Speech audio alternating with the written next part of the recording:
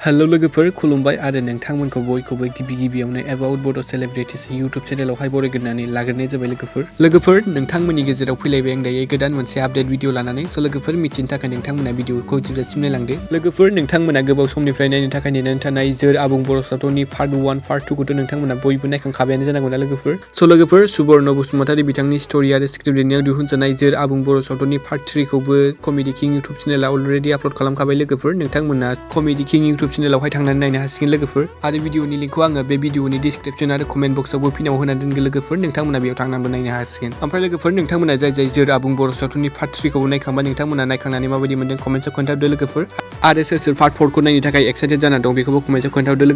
लोगोफोर ओरैनोथ' कमेडि किं इउट्यूब चेनेला जोर आबुं बर' सावथुननि गासै पार्टफोरखौ साननैनि गेजेरावनो आपल'ड खालामगासिनो आसा खालामो पार्ट 4 खौबो बिथांमोना थाबैनो एबा साननैनि गेजेरावनो आपल'ड खालामगोन लोगोफोर नोंथांमोना जाय जोर आबुं बर' सावथुननि पार्ट 3 खौ नायखांनानै दायो पार्ट 4 खौ नायनो थाखाय नेनानै दं नोंथांमोना साननैसो नेबानो जाबाय लोगोफोर ओमफ्राय लोगोफोर जोर आबुं बर' सावथुनाव जों गाहाय फाव खालामनायखौ नुनो मोन्दों सुबर्ण बसुमतारी बिथांजों लोगोसे बायगिया मोसाहारि बिथां फैलाव नार्जारि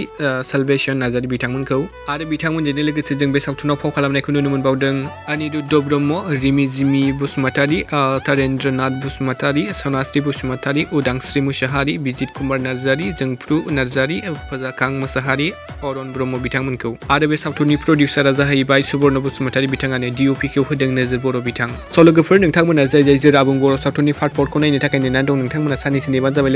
लोगोफोर दिनैनि सर्ट आपडेटआ बेनोमोन नोंथांमोना भिडिअखौ नायना मोजां मोनोब्ला लाइक खालामबानो जाबाय आरो सोरबाफोर चेनेलाव गोदानै फैदोंब्ला साबस्क्राइब खालामनांगौ जाबाय लोगोफोर गोजोन्थों एन्ड थेंक्स फर वाचिं